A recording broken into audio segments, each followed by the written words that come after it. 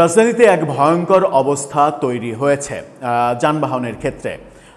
এই ভয়ঙ্কর অবস্থা চলতে থাকলে রাজধানীবাসীর অবস্থা কোন দিকে যাবে, তারা কর্মক্ষেত্রে যেতে পারবেন কিনা, কর্ম করে খেতে পারবেন কিনা, সেই আশঙ্কা তৈরি হয়েছে।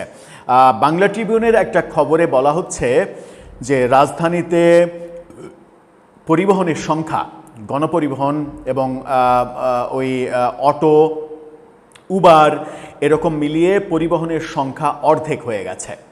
কেন হঠাৎ করে গণপরিবহন সহ পরিবহন ব্যবস্থায় এরকম ভয়াবহ অবস্থা তৈরি হলো কেন? পেছনে কারণটা কি? আর বাংলা ট্রিবিউন কোন সোর্সের ভিত্তিতে এটা দাবি করছে? চলুন একটু এই ভয়ঙ্কর ব্যাপারটা বুঝে দেখি। যদি এটা সত্য হয় তাহলে রাজধানীবাসীর কপালে কত বড় দুঃখ নেমে আসছে সেটা কি আমরা কল্পনা করতে পারছি? সেই আলোচনাই করব এই ভিডিওতে। থাকবেন পলিটিক্স টিভির নিয়মিত আয়োজনে।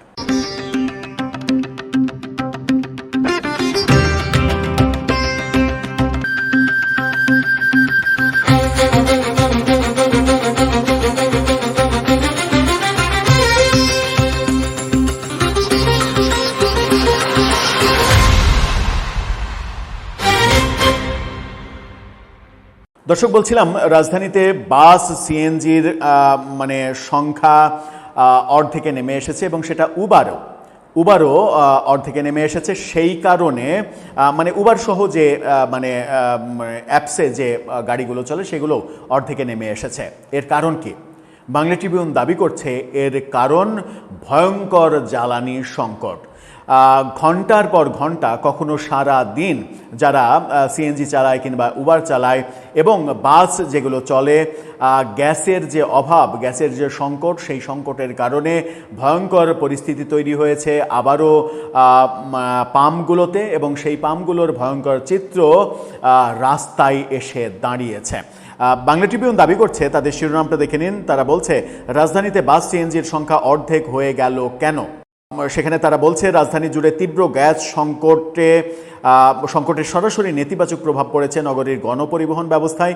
সিএনজি পাম্পগুলোতে ঘন্টার পর ঘন্টা অপেক্ষার পর পর্যাপ্ত চাপ বা প্রেশার না থাকায় রাস্তায় হুহু করে কমে গেছে গ্যাস চালিত বাস, সিএনজি, অটোরিকশা এবং রাইড শেয়ারিং, উবার, পাঠাও অ্যাপ ভিত্তিক প্রাইভেট কারের সংখ্যা। চরম যানবাহন সংকটে পড়ে প্রতিদিনের গন্তব্যে পৌঁছাতে সীমাহীন ভোগান্তির শিকার হতে শুরু করেছেন সাধারণ নগরবাসী। এই সুযোগে অটোরিকশা ও উবারে ভাড়া বেড়েছে কয়েক গুণ। বিকল্প হিসেবে যাত্রীরা মেট্রো রেলমুখী হওয়ায় সেখানেও উপচে পড়া ভিড় লক্ষ্য করা যাচ্ছে। চিন্তা করছেন বাংলাদেশের ব্যাপারটা এরকম যে আপনার যদি এরকম হয়, এটা নিশ্চিত, ধরেন যে ভয়ঙ্কর একটা দুর্যোগ হলো, এই ঢাকা শহরে ভয়ঙ্কর একটা দুর্যোগ হলো, আপনি দেখবেন যে কাপড়ের দাম বহুগুণ বেড়ে গেছে। মানুষের মৃত্যুর মিছিল যদি বেশি হয়ে যায় তাহলে কাপড়ের দাম ওই ব্যবসায়ীরা কয়েক গুণ বাড়িয়ে দেবে, সাপ্লাই নেই বলে। চাহিদা বেশি, সাপ্লাই নেই। লাশ নিয়েও এই রাজনীতি হবে। চা পাতা যেগুলো লাশ অক্ষত রাখার জন্য কফিনে ব্যবহার করা হয়, সেই চা পাতার দাম কয়েক গুণ বেড়ে যাবে। কর্পূরের দাম কয়েক গুণ বেড়ে যাবে। লাশের যে কফিন, কাঠের কফিন, সেই কফিনের দাম যদি এখন 5,000 টাকা হয় তাহলে দেখা যাবে যে লাশের সংখ্যা বেড়ে গেলে সেটা চাওয়া হচ্ছে 50,000 টাকা, 1 লাখ টাকা। এরকম পর্যায়ে চলে গেলেও অবাক হওয়ার কিছু থাকবে না, কারণ আমরা নৈতিকভাবে এতটাই অধঃপতনে চলে গেছে। এই যে উবার, পাঠাও, সিএনজি, অটোরিকশা, এগুলোর ভাড়া কয়েক গুণ বেড়ে গেছে। এই দাবি আমাদের নিকৃষ্ট মনের যে পরিচয়, সেই পরিচয়টা একেবারে পরিষ্কার করে দেয়। রাজধানীর রামপুরা, গতকালকের রিপোর্ট বাংলা ট্রিবিউন যেটা বলছে, গতকালকের চিত্র, রাজধানীর রামপুরা, বাড্ডা, বিমানবন্দর সড়ক, বনশ্রী ও মিরপুর সহ প্রধান সড়ক ঘুরে গণপরিবহনের এই সংকটের সার্বিক চিত্র চোখে পড়েছে। সব রুটে বাস অর্ধেক, ডেমরা, বাড্ডা, মিরপুরে রীতিমতো হাহাকার। সোমবার সকাল 10:30টায় রাজধানীর রামপুরা সেতু সংলগ্ন বনশ্রী ডেমরা সড়কে গিয়ে দেখা যায় গন্তব্যমুখী মানুষের দীর্ঘ সারি। মানুষ বাসের জন্য হাহাকার করছে, কিন্তু বাস নেই। সিএনজির আয়ের দ্বিগুণ গ্যারেজে জমা, বাধ্য হয়ে বাড়তি ভাড়া।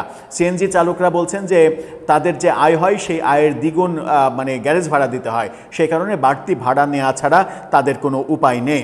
চুক্তিভিত্তিক উবার পাঠাও চালকদের মাথায় হাত। যারা চুক্তিভিত্তিক চালান যে মাসে এত টাকা গাড়ির মালিককে দেবেন, তারা যদি গ্যাস তুলতেই হিমশিম খান, তাদের যদি একটা দিন পুরোটা গ্যাস তুলতেই চলে যায়, তাহলে তারা গাড়ি চালাবেন কোত্থেকে? আর গ্যাস সারাদিন লাইন দিয়ে, সিএনজির চালকরা বলেছেন সারাদিন লাইন দেওয়ার পরে হয়তো 100-150 টাকার গ্যাস পাওয়া যায়, যেটা দিয়ে একটা দুইটা খ্যাপ মারার পরে আবার সিএনজি বন্ধ হয়ে যায়, এরকম কথা উঠে আসছে। মেট্রো রেলে যাত্রীর উপচে পড়া চাপ তৈরি হয়েছে। এই ভোগান্তি গিয়ে পড়েছে মেট্রো রেল, এবং মেট্রো রেলের অবস্থা ভয়ঙ্কর পরিণতির দিকে যাবে। সুনির্দিষ্ট নির্দেশনার দাবি জানাচ্ছেন নগরবাসী, সেরকম একটা ব্যাপার বলছে যে নগরবাসী বলছেন সিএনজি পাম্পগুলোতে সংকট স্থায়ী রূপ নেওয়ায় গোটা রাজধানীর সার্বিক জীবনযাত্রা ব্যাহত হচ্ছে। গ্যাস সরবরাহ কখন স্বাভাবিক হবে সে বিষয়ে সুনির্দিষ্ট কোনো তথ্য বা দিক নির্দেশনা না থাকায় ক্ষোভ প্রকাশ করছেন মানুষ। এই ব্যাপারে সুনির্দিষ্ট তথ্য দিতে হবে এবং জনগণকে বলতে হবে যে এই সংকটের কারণে এই 5 দিন 7 দিন সমস্যা হবে, তারপরে সব ঠিক হয়ে যাবে।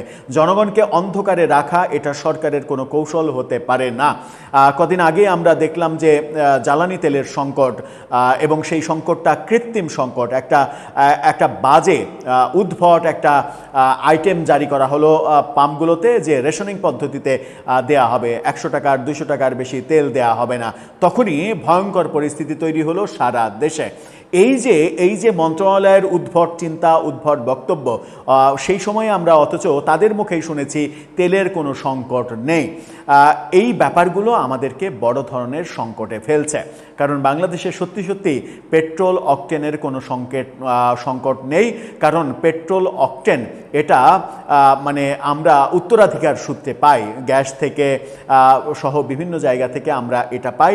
এটা আমাদেরকে খুব বেশি আমদানি করতে হয় না, আমরা পুরোপুরি আমদানি নির্ভর হচ্ছে ডিজেল। সেই ডিজেলের সংকট হলো না, অথচ পেট্রোল অকটেনে আপনি রেশনিং পদ্ধতিতে দেয়া শুরু করলেন। এই যে বাজে উদাহরণ, বাজে সিদ্ধান্ত এবং মন্ত্রণালয় চালানোর ব্যর্থতা, এই ব্যাপারগুলোই আমাদেরকে সংকটে ফেলছে। রাজধানীবাসীর এই ব্যাপারটা আমার মনে হয় যে এখনই সরকারকে খুবই গুরুত্ব সহকারে দেখতে হবে, নতুবা রাজধানীবাসীর যে ভোগান্তি, সেই ভোগান্তি আলটিমেটলি সরকারের ভোগান্তি হয়ে দাঁড়াতে পারে। দর্শক, আপনার মন্তব্য এই ব্যাপারে জানিয়ে লিখতে পারেন আমাদের কমেন্ট বক্সে।